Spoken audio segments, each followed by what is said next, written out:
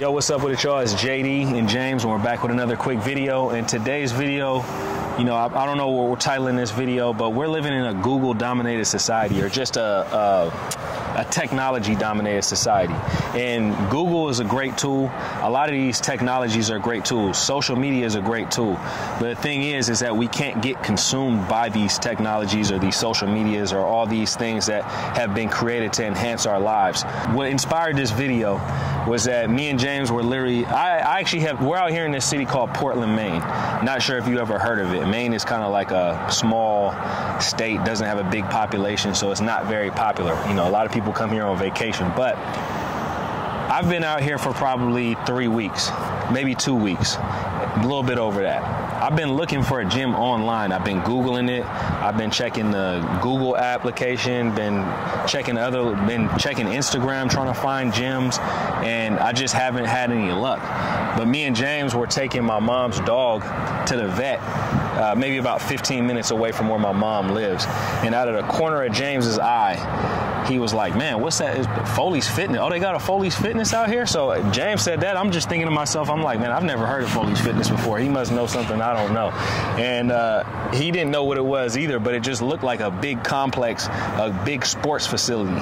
So then when we were on our way back from picking up the medication for the dog, we ended up stopping by Foley's Fitness, went inside. Probably the best training facility that I've actually been in. Like, it literally has everything that you need. And this is something that, you know, Foley's is not good at, probably their search engine optimization, so we weren't able to find Foley's. Bad marketing team. Yeah, bad marketing team. No disrespect to Foley's, because it's a dope spot, but their search engine optimization wasn't that great. But in all reality, that's the best gym in this area. And if you don't go outside and actually figure things out for yourself, take a drive, take a walk, you know, do different things like that, keep your eyes peeled, keep your peripherals open so you can kind of see what else is out there, you're not going to discover a lot of the gyms out there. Man, I think this is like such an important topic because, I don't know, as we kind of move along and we come up with new methods to get things done, sometimes we forget that, you know, the way our ancestors might have done things, or even the way the previous generation used to do things, might not necessarily be better, but it's different, and it also has some benefits that don't exist currently in the modern day.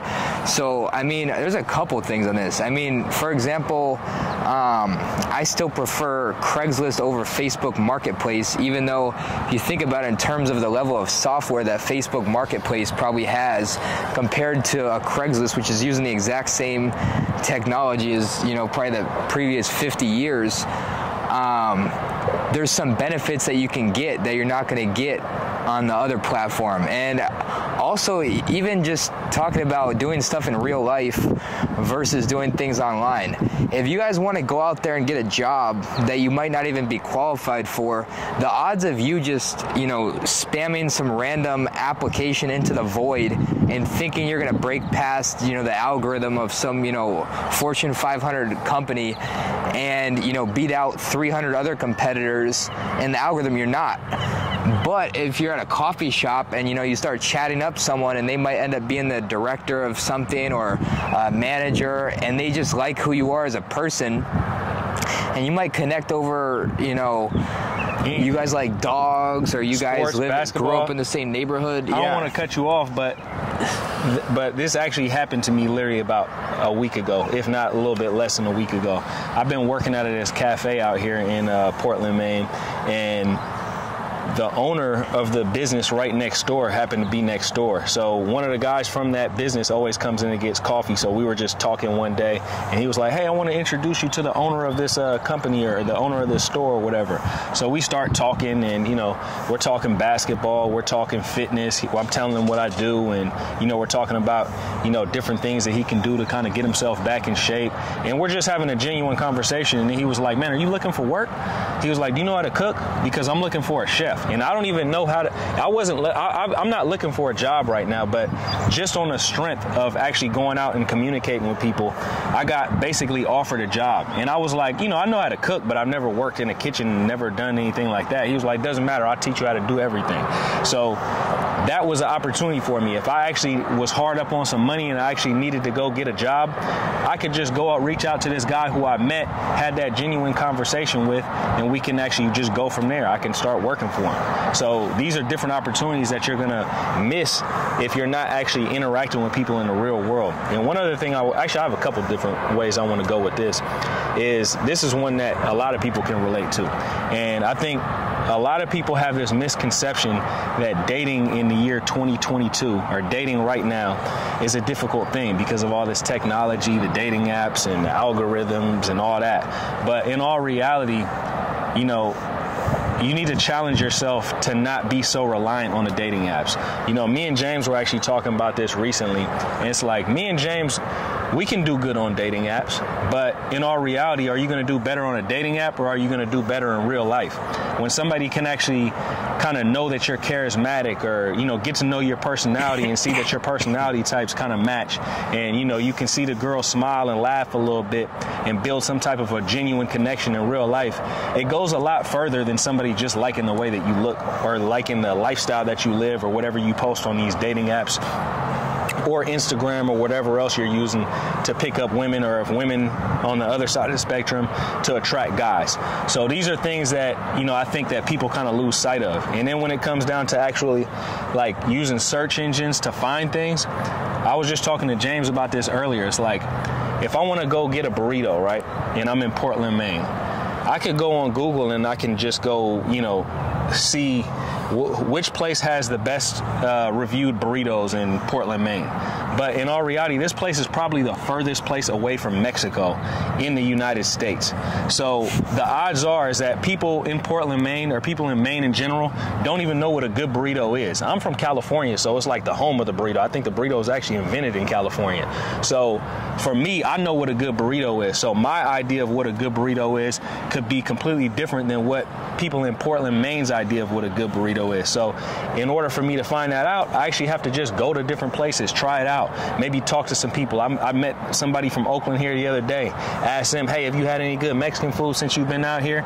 And as a matter of fact, I asked somebody that and they were like, nah, all the Mexican food's trash. And so basically, you might want to go the word of mouth route opposed to always relying on some type of technology to let you know what's good out there or what type of people are out there. So yeah, I mean, I think the funny part is, now me working in tech and realizing,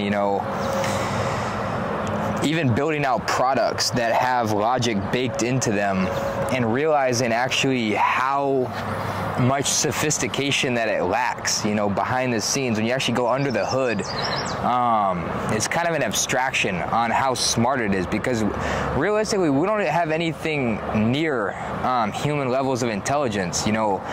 Basically, algorithms are, predetermined, basically decision-making engines that actually just calculate super simple, binary decisions. If this is happening, do this. Otherwise, do this. And it can look very sophisticated when you start, piling that on top of each other, because you can create so many different permutations. But at the end of the day, compared to a human thought and even just asking someone in the town, hey, if I go to John and I'm like, hey, do you know where any good burritos are? If he's not a burrito person, the first thing he's going to do is, oh, do I know anybody who likes Mexican food? Oh, what did they like? Oh, he's going to give, probably 3 different recommendations based on my previous taste and what he knows about me. Whereas if you go on Google, it's going to be, okay, which one has the most 5-star likes on Yelp? So that thing's going to be on the top of the search. Which one gets searched the most? Okay, that one probably has a more common name. Or so if you're it's not easier paying to attention, actually one of these businesses might have paid for an ad to get to the #1 spot. Yeah, and that's the other thing too, exactly, is you're literally going to be visiting someone, you care about Mexican food, and you end up getting tricked because that person has superior technical skill and they're better with the computer, they're better with human psychology, but at the end of the day, the food is terrible. So I think honestly going back to the source and like kind of looking at how people used to do things, and then I'm also not saying to completely, I'm saying you need to be connected to both ways of doing things. Yep. Not be, you know, oh, this is the right way to do things or this is the right way. It's looking at both and then comparing your options and then choosing. Yeah, I think social currency is something that's actually extremely important nowadays. And the social currency is actually something that's actually built online. Maybe it's via social media, maybe it's built via website, maybe it's built via, you know, whatever YouTube channel or whatever it may be. And I think that exploring and enhancing your profile on social media or on the internet in general is going to be a good thing, or just enhancing your skill set when it comes down to using these type of things is something that's going to be beneficial for you. But one of my philosophies in life is that you always have to have some type of balance. And that could be a balance between like working out and, you know, having other types of interests, or it could be a balance from, you know, using a dating app and actually approaching women in real life, or seeing if a woman is kind of giving you the eye or something like that, and actually mustering up the courage to actually go and speak to her. Because one thing I think that is I think this is a misconception that, especially here in America, that women are just these people who are just gonna, you know, be extremely rude when you come up and try to talk to them. And, you know, for the most part, whenever you come up and talk, like literally, I probably say maybe 1 out of every 20 women is gonna give you like a harsh rejection. But in all reality, even if a woman is not really interested, for the most part, they'll still have a little conversation with you. And, you know, you might be able to get something out of that other than just, you know, getting the girl's phone number or taking it to a romantic place or something like that. So, you know, you might actually be able to, you know, she might be able to inform you about the best burrito spot in town. So, you know, there's all different types of possibilities that can come from human interaction. I think in the last couple years in particular, I feel like we've, as a society and as a world, actually, we've kind of lost track of human to human interaction. And I think that's a big problem for, you know, some of these next generations that are coming up, especially these little kids, because that's what they're growing up learning. I mean, this is kind of a little bit different from the whole maybe social aspect, but it's along the same lines. I think that's why it's so important to have a target. Because if you have a target in mind, or you have a goal that you're trying to accomplish, you know, it clarifies all the steps that it takes to get there. And the problem with not having a goal is you almost become a wanderer. So then what happens is you try to avoid pain everywhere you go. So kind of like he was talking about, you know, like, you know, people being afraid that a woman's going to reject them, or it's going to feel harsh and it might feel bad. Well, if you have no goal, or you have no kind of vision or what you want out of an interaction, then you're just going to basically be wandering through your life that, you know, anytime you feel a little bit of pain, whether it's emotional, physical, whatever, you're going to run. But what happens if you have a target and a vision for what you want to accomplish and what you want your life to look like and how good it's going to feel when you create that for yourself, then it's almost like all these little things that happen are little road bumps. It's, you know, it's roadkill. You're just running over, you know, you're putting in job applications, they don't get back to you. You're literally running over them like flies on the windshield. Dude, let's just put it like this. If you're, say for instance, I'm not really somebody who's just, you know, maybe encouraging you guys to just go out and try to get as many women as you can. But let's say, for instance, that you're going out, you're somebody who's a young man and you want to, you know, start practicing approaching women. If you go out and talk to 10 women in a day, right, 8 of them shoot you down, but you get 2 girls who are super interested in you. Are you going to be thinking about those women who turn you down, or are you going to be happy that you got 2 women who are extremely interested in you, are potential kind of matches for you to start dating? You know, in my experience, and most people who I've interacted with, they just be excited, be like, man, I met this girl, she was super cool today, yada, yada, yada. They're not going to tell you, oh, I got shot down by 8 different women today. They're going to tell you about the woman who actually was receptive and actually is, you know, interested in what you're talking about or getting to know you. So anyways, guys, that's pretty much it when it comes down to like finding this balance of living in the digital world versus living in the physical world.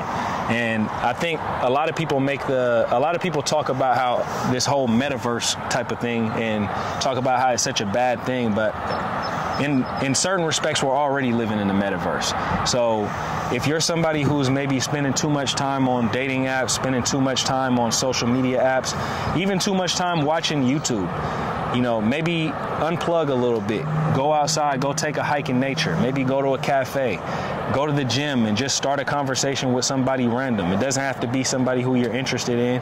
It could be an old lady, it could be an old man, whatever it is. Just chop it up with somebody and kind of get back in that comfort zone of making that human-to-human connection. But anyways, guys, that's it for today. Hope everybody's having a great day out there. If you guys enjoyed this video, leave a like. If you guys are not subscribed to the channel yet, please subscribe to the channel. We're trying to build a community here of like-minded individuals, you know, who are trying to improve themselves on a mental, physical, and a spiritual level. Hope everybody's having a great day out there. If you guys have any video topics that you'd like me and James to discuss, please leave that in the comment section and we'll get to that as soon as we can. Have a great day. Peace.